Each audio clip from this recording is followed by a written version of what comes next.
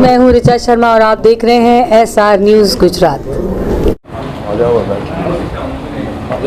बैठ।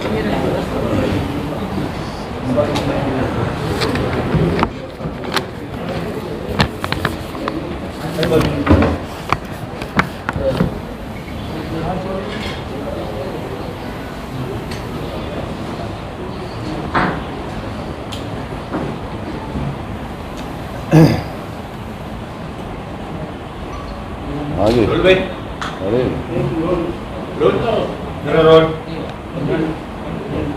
Sir Ahmedabad police દ્વારા જે સ્પોર્ટ્સ મીટનું આયોજન કરવામાં આવ્યું કેટલી ટીમ ભાગ લેશે કઈ કઈ રીતની રમતો રહેશે અને ક્યારથી શરૂઆત થશે ક્યાં સુધી રહેશે?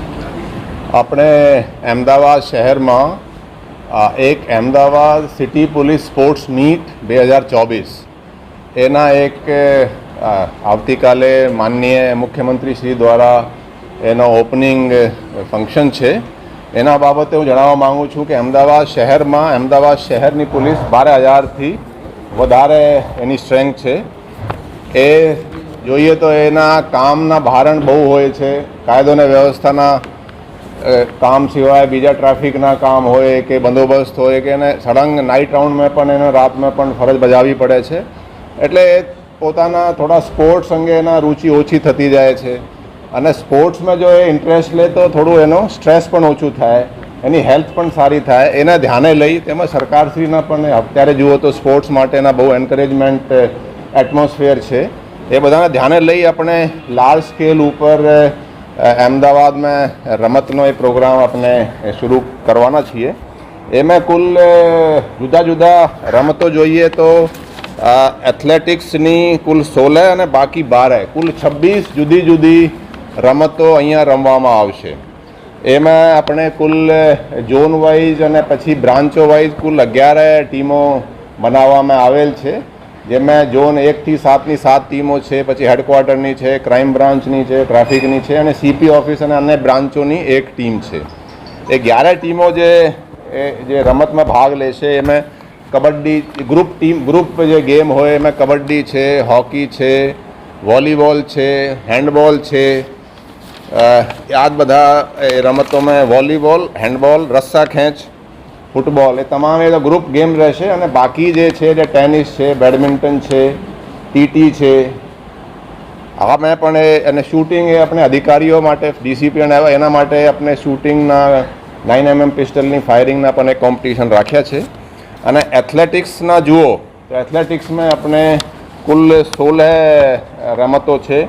જે દોડ છે 100 મીટર, 200 મીટર, 400, 800, 1500, પછી હાર્ડલ્સ છે 110 મીટર્સ, 400 મીટર્સ, પછી રિલે રેસ છે 4x100, 4x400ની લાંબી કૂદ, ઊંચી કૂદ, ટ્રિપલ જમ્પ, ગોલા ફેંક, ચક્કા ફેંક, ભાલા ફેંક, હેમર થ્રો. એટલે બધી રીતેની આપણે જે રમતો આપણે નેશનલ ગેમ્સમાં રમાય છે એનાથી મોટા ભાગે આપણે અહીંયા જે રમાઈ શકીએ એ રીતેના આપણે રમવાનું આપણે બહુ લાર્જ સ્કેલ ઉપર આ પ્રોગ્રામ ગોઠવ્યા છે.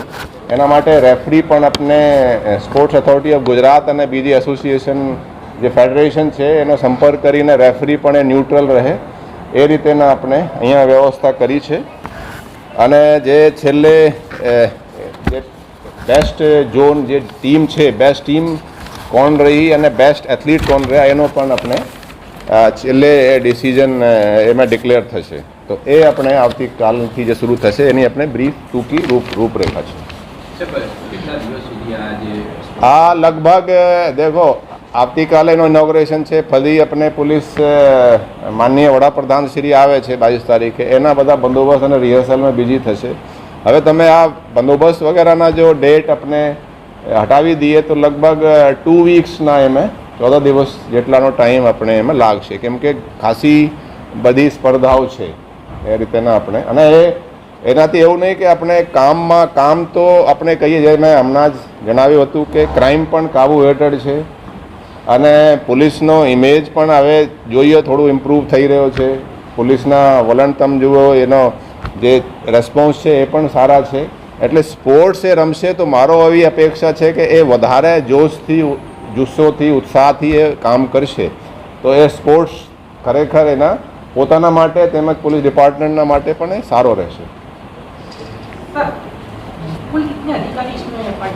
આજે રમત બધી રમવાની છે. આપ તમે જુઓ હોકી, ફૂટબોલ, વોલીબોલ જુદી જુદી ટીમો છે. તો એમાં કુલ 1500થી ઉપર આપણે પોલીસ કર્મચારી અને અધિકારીઓ ભાગ લેવાના છે. એટલે લગભગ 12% જે ગુજરાતની અમદાવાદ સિટીની જે ફોર્સ છે એ 12%થી ઉપર 12%થી ઉપર એ લોકો એ રમતમાં ભાગ લેવાની છે. સર અને ગ્રાઉન્ડ છે આપણે હેડક્વાર્ટર પર રમાડવામાં ને એમાં જુદા જુદા ગ્રાઉન્ડો જુદી જુદી જગ્યાએ આપણે ફિક્સ કર્યા છે. એની બધી વિગત આપણે પ્રેસ નોટમાં જણાવી દઈએ.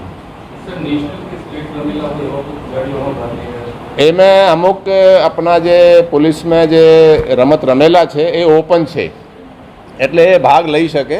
નેશનલ સુધીના અમુક ગેમ્સમાં અમુક પ્લેયર્સ રમ્યા છે, એ પણ એ ભાગ એમાં લેશે. આ બહુ પહેલાં કદાચ અમુક રમતમાં એવી રીતેના ઇન્ટરેસ્ટ એ થતા હતા. અત્યારે તો અમે પણ અમદાવાદ શહેરમાં ખાસા ટાઈમથી આવા રમત જોયા નથી. અમુક ઇન્ડિવિજ્યુઅલ કુછ એથ્લેટિક્સ હોય, ક્રિકેટ ટુર્નામેન્ટ કે અમુક સ્પોર્ટ્સની એક્ટિવિટીઝ તો ચાલુ જ હોય છે, પણ એટલા બધા જ ગેમ્સને લઈને, કેમ કે કુલ 26 જુદી જુદી રમતો છે, જેમાં એથ્લેટિક્સની 16 છે અને બાકી 12 છે.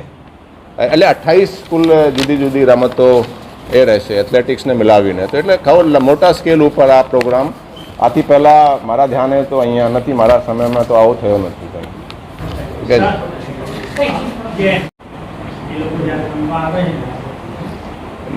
નહીં, એ ફેસિલિટીઝ એટલે કે એ ડ્યુટી ઉપરાંત આ એ પાર્ટિસિપેટ કરશે. એને આપણે છેલ્લે જે છે એના ઇનામો પણ આપવામાં આવશે. ઇનામ જે કમિશનરને પણ અમુક કેશ ઇનામ આપવાની પણ સત્તા છે.